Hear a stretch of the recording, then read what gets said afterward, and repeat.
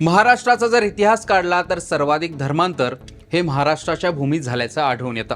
मुस्लिम राजवटीमध्ये इस्लाम धर्म, इंग्रज पोर्तुगीजांच्या राजवटीमध्ये ख्रिश्चन धर्म, नंतर डॉक्टर बाबासाहेब आंबेडकरांनी सामूहिकरित्या घेतलेली बौद्ध धम्म दीक्षा, त्यामुळेच महाराष्ट्रात धर्मांतराचा आकडा हा मोठा आहे। त्याच महाराष्ट्रात आता धर्मांतरावर कायदा करण्यात आलाय। पाहुयात हा कायदा नेमका काय आहे, धर्मांतर केलं तर काय होणार आणि शिक्षा किती आहे।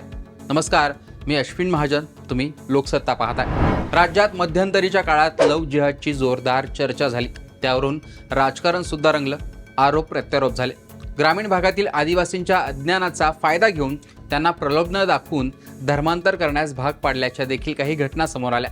त्यात महायुतीचं सरकार सत्तेवर आल्यापासून लव्ह जिहाद, धर्मांतराच्या घटना रोखण्यासाठी कठोर कायदा करण्याची मागणी हिंदुत्ववादी संघटनांकडून सातत्याने होत असते। याची दखल घेत लोकांच्या धर्मस्वातंत्र्याच्या हक्काचं रक्षण करण्यासाठी आणि एका धर्मातून दुसऱ्या धर्मात बेकायदेशीर धर्मांतर करण्यास प्रतिबंध करण्यासाठी सरकारने एक कायदा आणला।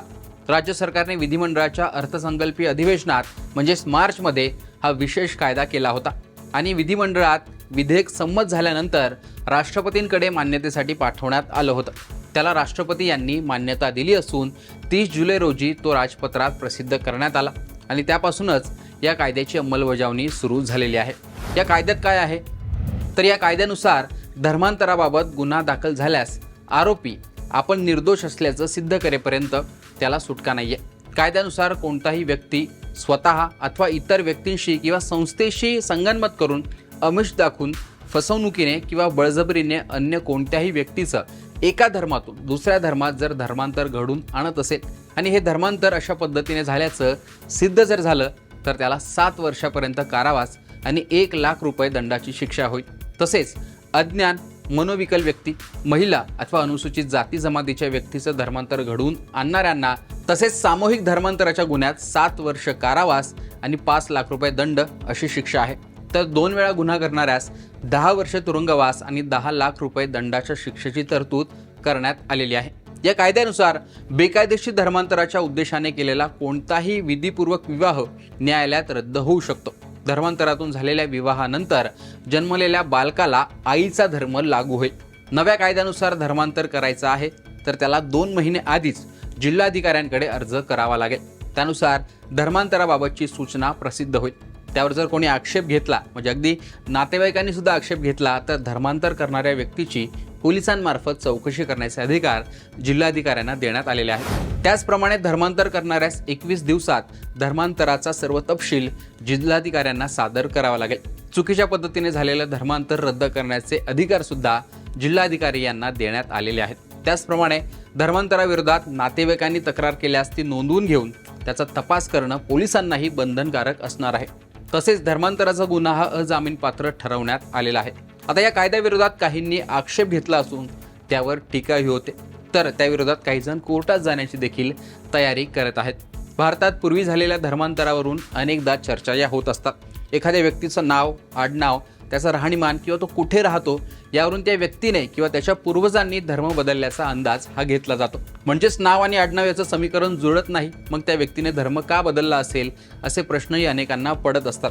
मध्ययुगीन काळात मुस्लिम राजवटींमध्ये त्या राजाचं धोरण, राजकीय फायद्यासाठी किंवा सत्तेच्या प्रभावामुळे किंवा धार्मिक दबावामुळे धर्मांतर करण्यात आलं आहे असे दाखले आहेत।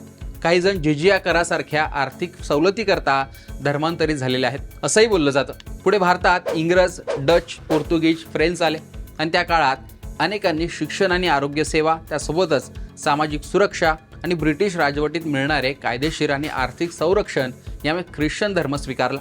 मिशनऱ्यांनी तळागाळात जाऊन लोकांसाठी कार्य केलं, म्हणजे जसं रुग्णसेवा असेल, अन्न निवारा, आर्थिक लोभ असेल, अशा सगळ्या गोष्टी घडल्यामुळे ते देखील एक मुख्य कारण हे धर्मांतराचं त्या काळात होतं आणि अनेक जण हे ख्रिश्चन धर्मात गेले। त्यासोबतच पूर्वी असलेली सामाजिक असमानता म्हणजेच जातीभेद, राजकीय सत्ता आणि संरक्षण तसेच आर्थिक व व्यावसायिक लाभ मिळवण्यासाठी देखील अनेक धर्मांतर झाली। 14 ऑक्टोबर 1956 रोजी नागपूरच्या दीक्षाभूमीवर डॉक्टर बाबासाहेब आंबेडकर यांनी आपल्या लाखो अनुयायांसोबत हिंदू धर्म त्यागून बौद्ध धम्माची शिक्षा घेतली होती। हा आधुनिक भारतातील आणि जगातील सर्वात मोठा शांततापूर्ण धर्मांतराचा इतिहास मानला जातो। तोही महाराष्ट्रात घडला। प्रदीर्घ विचार, अभ्यास आणि सामाजिक संघर्षाचा तो परिणाम होता। आणि मूलभूत सुधारणा, समता आणि अस्पृश्यतेला विरोध यासाठी घेतलेला तो बाबासाहेब आंबेडकरांनी निर्णय होता. आता मात्र धर्म बदलायचा असल्यास कठोर प्रक्रिया सरकारने केल्याने या कायद्याची चर्चा होते. मात्र योग्य पद्धतीने धर्मांतर तुम्ही करत असाल तर तो कायदेशीररित्या होऊ शकतो. पण जर बळजबरीने, बेकायदेशीरपणे आणि कोणावर दबाव टाकून जर धर्मांतर होत असेल तर त्याला मात्र आता कठोर शिक्षा होणार आहे. एकूणच धर्मांतराचा हा कायदा याविषयी तुमचं काय मत आहे ते कमेंट बॉक्समध्ये सांगा. लोकसत्ताला फॉलो आणि सबस्क्राईब देखील करा.